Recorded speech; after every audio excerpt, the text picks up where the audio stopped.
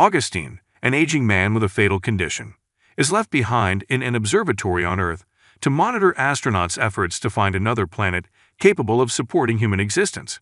While everyone else on the island has been evacuated, he lives alone in the observatory, sleeping, drinking, and eating by himself.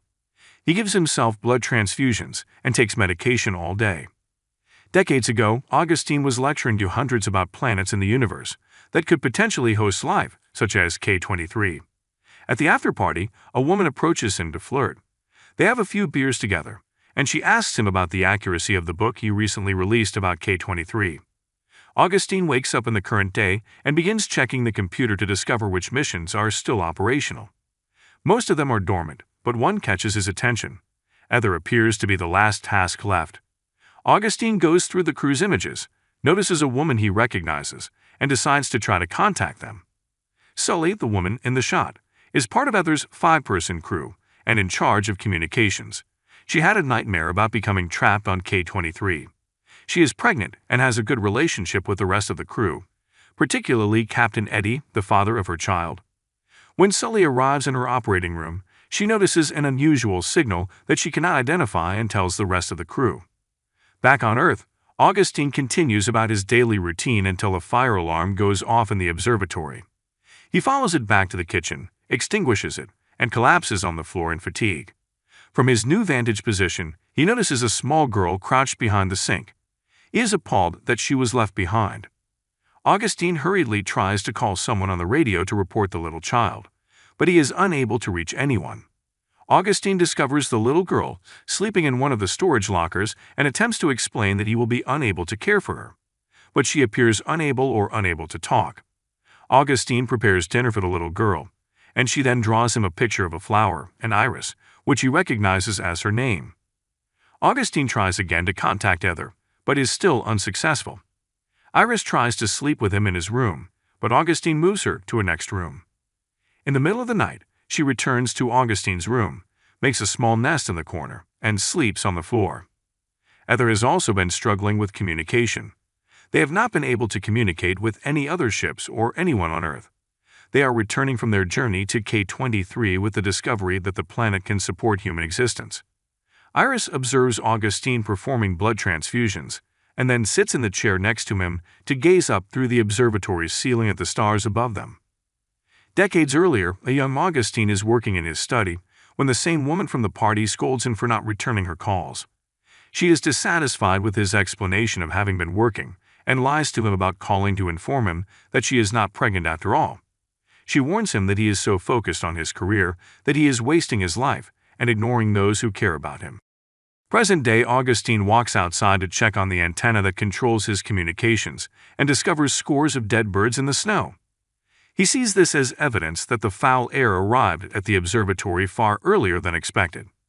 He realizes that the observatory's antenna is insufficient to reach Ether, but the one at Lake Hazen, which was originally a meteorological station, is adequate.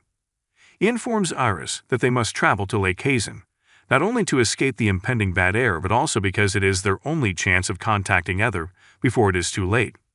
Augustine dresses himself in several layers of thick gear and does the same for Iris, supplying her with goggles and a breathing device that he warns her not to remove for any reason.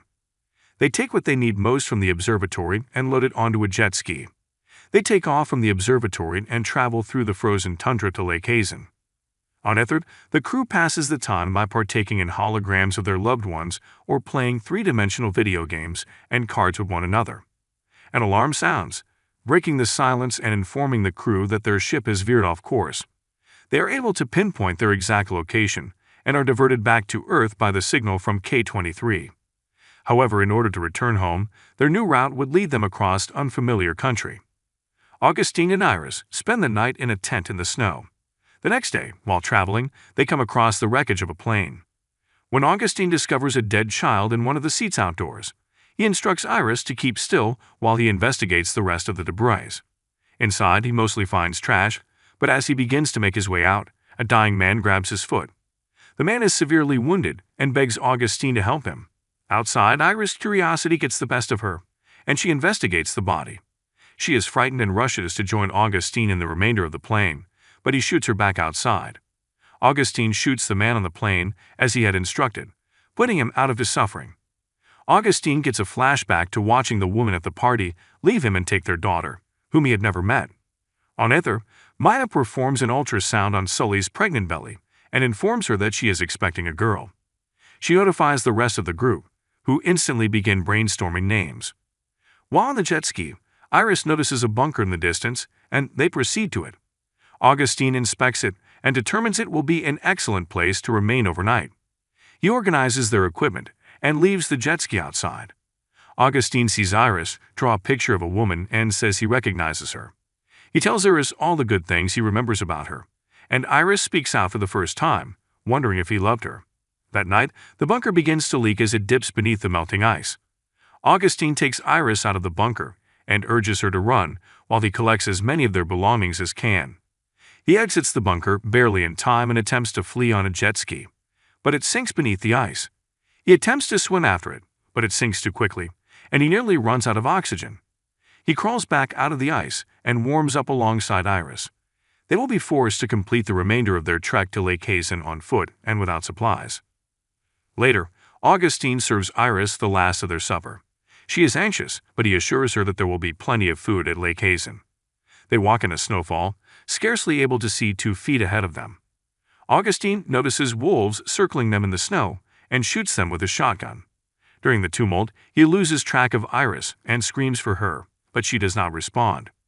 After searching for a time, he quits up and lies down in the snow. He sees a glimpse of the woman from the party standing over him and later realizes it is Iris. He takes her into his arms, relieved to have found her. The next day, they successfully arrive at Lake Hazen and immediately begin attempting to contact Ether. Sully is able to receive Augustine's signal in return. Sully informs him that they have been unable to contact NASA and inquires about Earth's status. As he attempts to explain, their communication becomes garbled, and Sully is unable to understand.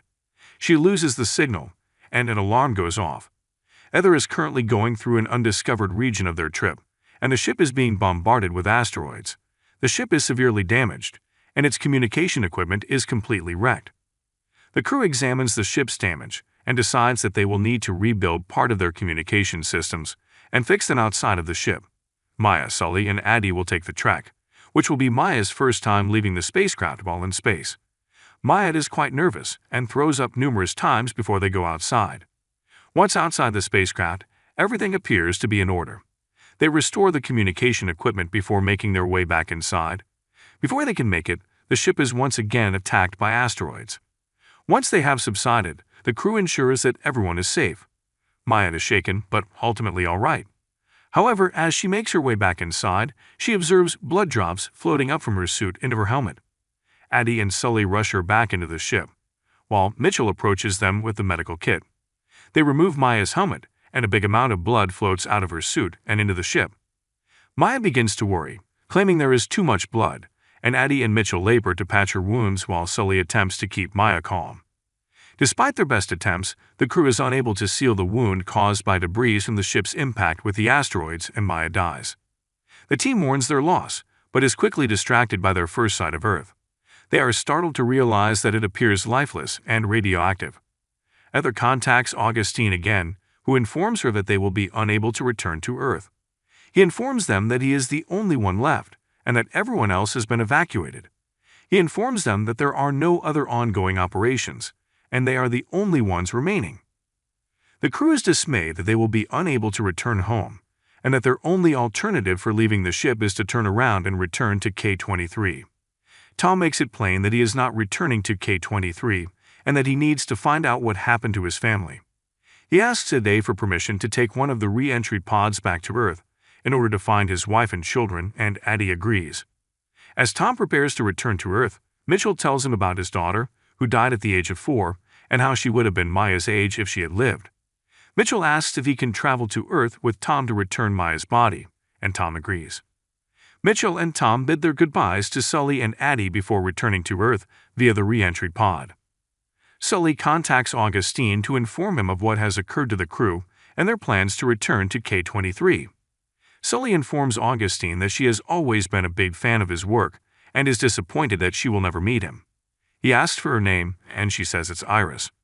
Augustine asks her to describe K-23 to him, And as she does, he chooses not to reveal that he is her father, whom she has never met.